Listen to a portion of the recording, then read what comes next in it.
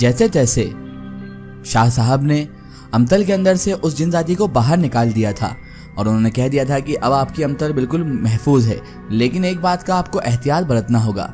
और वह एहतियात ये था कि आपको कभी भी दुनिया के किसी भी कोने में इस शय का, इस मखलूक का, इस जिनजादी का कोई जिक्र नहीं करना है, इसके बारे में बात भी नहीं करना है, क्योंकि इसका जिक्र अगर किया तो एक मामूली सा हादसा जिक्र करने वाले यानी कि जो इस बारे में बात करेगा उसके साथ गुजरेगा, और वो ये होगा कि उसके बारे में बात करने वाले शख्स की आंखें सफेद हो जाएंगी और फिर वो जिंदगी भर किसी के सामने खुली आंखों से बात नहीं कर सकेगा। शाह साहब ने जैसे इस एहतियात के बारे में बताया तो सब के सब लोग, जो अमतल के घर वाले और सब लोग वहां पर मौजूद थे, उनके दिलों पर वहशत तारी हो गई। सबके चेहरे हैरत ज़दा हो चुके थे। तभी साहिल ने हिम्मत की और शाह साहब से पूछने लगा कि शाह साहब, क्या वो शख्स जो उसका जिक्र करता है, जो उसके बारे में बात करता है, वो अंधा हो जाएगा? तो वो शाह साहब ने उसकी बात सुनकर कहा कि नहीं नहीं साहिल बेटा, वो अंधा तो नहीं होगा, लेकिन हाँ, उस शख्स की आंखों की ताब कोई भी नहीं ला पाएगा और फिर वो उससे दूर भी भागेगा और एक अनजाना सा खौफ उनके देखने वालों पर पड़ जाएगा। एहतियात से काम लेना बेहद जरूरी होगा। शाह साहब बोल रहे थे और उनकी यही बात अमतल भी सुन रही थी, मगर यह था कि उस वक्त अमतल का जहन पूरी तरह से मुकम्मल बेदार नहीं हुआ था, यानी कि उसे सूझ समझ थोड़ी कम पड़ रही थी और वो गुलूदगी की कैफियत में बैठी हुई थी। वो सब कुछ सुन तो रही थी लेकिन उसके समझ में कुछ भी नहीं आ रहा था। उसके बाद अमतल को गाड़ी तक लाया गया और अमतल गाड़ी तक खुद चलकर आई थी। घर पहुंचने के बाद शाम तक अमतल सोती रही। उसने सारा वक्त सोकर ही गुजारा, मगर उसके बाद कुछ ही दिनों बाद उसकी सेहत थोड़ी बहाल होने लगी, यानी उसे तंदुरुस्ती मिलने लगी और उसके बाद कोई नाखुशगवार वाकया भी उसके साथ पेश न आया। साहिल हर रोज उसकी तीमारदारी करने आता। साहिल ने अमतल की इस पुरअसरार बीमारी और खतरनाक वाकयात में जिस तरह अमतल की हर मुकाम पर मदद की थी, तो अमतल के घर वाले उसके बहुत शुक्रगुजार थे कि उनकी बच्ची की जान साहिल ने बहुत मदद करके बचाई है।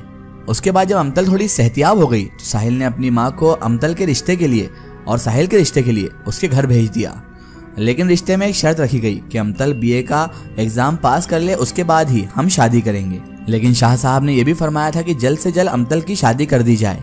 इस बात को खास तवज्जो देते हुए मजबूरन फैसला किया गया कि निकाह की रस्म अदा कर देते हैं और रुखसती हम बाद में कर लेंगे। और फिर बातचीत तय करने के बाद 15 दिन बाद अमतल का साहिल से निकाह कर दिया गया। अमतल भी बेहद खुश थी क्योंकि वो तो साहिल को दिलो जान से चाहती थी और साहिल भी खुश था क्योंकि दोनों ही एक दूसरे से बेपनाह मोहब्बत करते थे। साहिल भी उसे पाने के लिए बहुत बेताब था। कोई 6 माह के बाद जब अमतल के पेपर्स यानी एग्जाम खत्म हो गए तो उसे उसके दिन बाद ही लाल जोड़े में साहिल के साथ रवाना कर दिया गया। इस तमाम अरसे में जब तक बीए के एग्जाम दिए उसने अमतल के साथ बज़ाहिर तो कोई भी हादसा पेश नहीं आया था, मगर अमतल को कई बार रात को अपनी छाती पर वजन सा जरूर महसूस हुआ करता था और फिर कुछ देर के लिए वो खामोश हो जाया करती थी।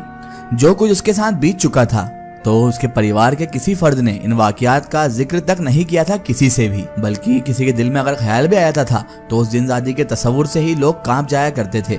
हर फर्द बहुत ज्यादा डरा हुआ था कि कहीं हमारे मुंह से उसकी बात ना निकल जाए और हम पर ही कोई असरात नुमाया ना हो जाए।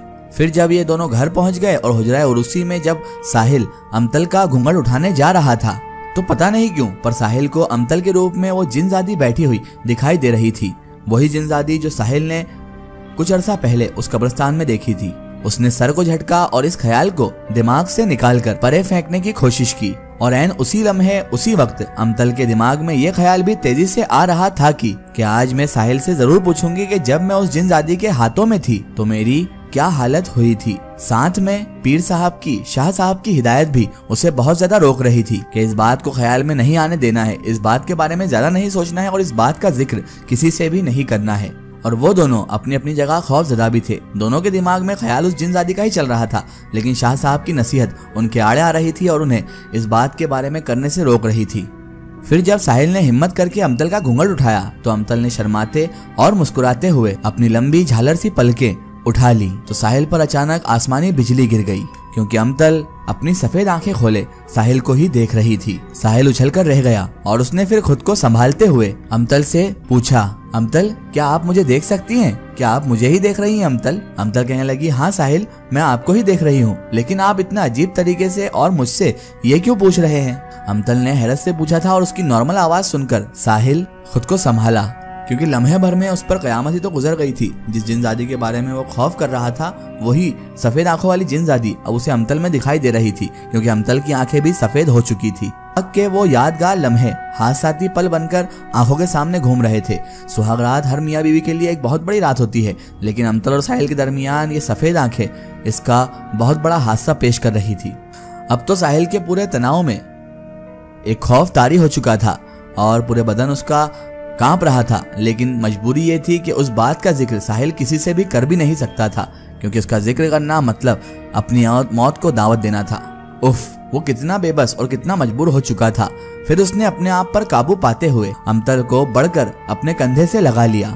सुबह जब अमतल उठी और उसने आईना देखते हुए जब अपना अक्स देखा, अपनी आंखों को देखा, उसने दबी दबी सिसकारियां लेते हुए अपना चेहरा घुटनों में चिपका लिया।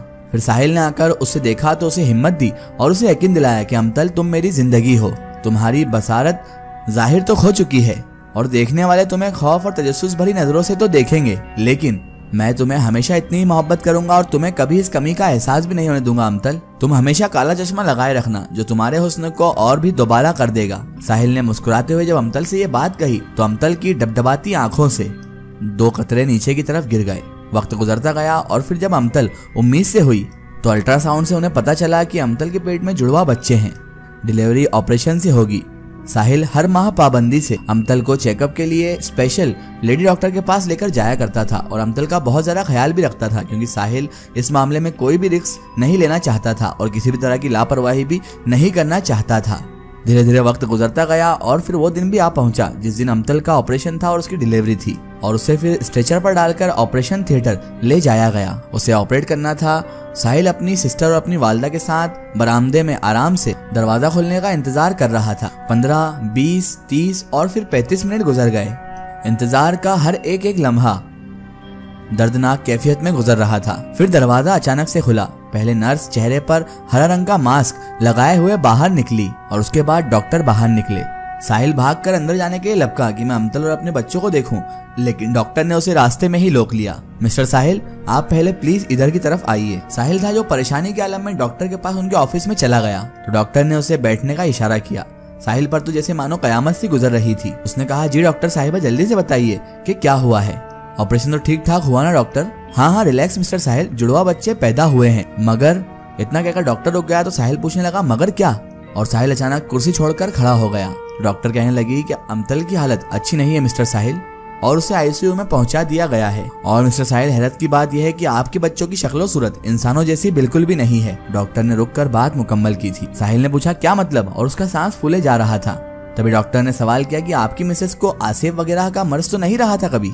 साहिल ने झूठ बोला, नहीं तो, ऐसा तो कुछ भी नहीं था। तो डॉक्टर ने कहा कि मैं नहीं मानती कि वो आसिफ वगैरह की मरीज ना रही हो।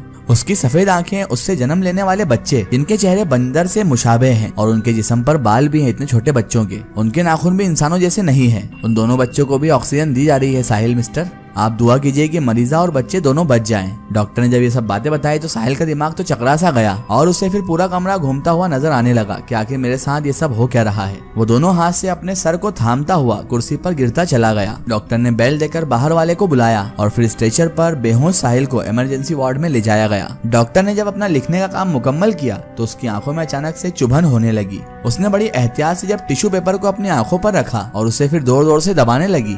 फिर उसने जब आंखें झपकाते हुए सामने की ओर देखा, इतने में ही नर्स उन्हें बुलाने आ गई।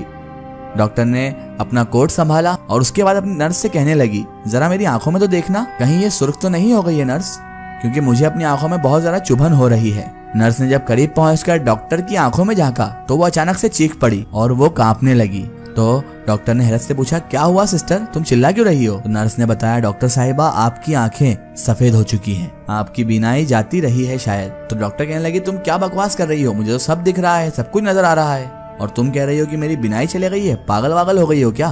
क्योंकि नर्स, मुझे तो सब कुछ दिख रहा है। सिस्टर ने कहा, नहीं डॉक्टर साहिबा, किसी से ही पूछ लीजिए आप, आपकी आंखें पूरी तरह मुकम्मल सफेद हो चुकी है। और फिर उसके बाद उसे इस बात पर यकीन कर लेना पड़ा कि उसकी आंखें सफेद हो चुकी थी। शाम को जब हॉस्पिटल से जो एम्बुलेंस निकल रही थी उसमें अमतल की डेड बॉडी, 2 बंदरनुमा बच्चों की लाश सफेद चादर से ढकी हुई निकल रही थी। और इधर इमरजेंसी के वार्ड में साहिल गलूदगी की हालत में था। ड्रिप के कतरे उसे नई तवानाई दे रहे थे और लेडी डॉक्टर आंखों के स्पेशलिस्ट डॉक्टर से चेकअप के बाद पूछ रही थी कि क्या मेरी ज़ाहरी बीनाई वापस लौट आएगी।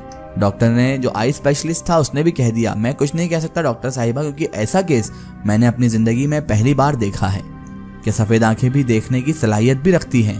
हो ना हो डॉक्टर साहिबा, ये तो किसी आसिफी कुव्वत की आमद की ही सलाहियत है। डॉक्टर ने जैसे आसिफ का सुना तो वो चीख कर सर थाम कर बेहोश हो गई। उसके बाद जो आई स्पेशलिस्ट डॉक्टर थे, डॉक्टर एहसान, वो भी अपनी आंखों को मलने लगे। उनकी आंखों में भी चुभन होने लगी क्योंकि डॉक्टर एहसान की आंखें भी अब सफेद हो चुकी थी।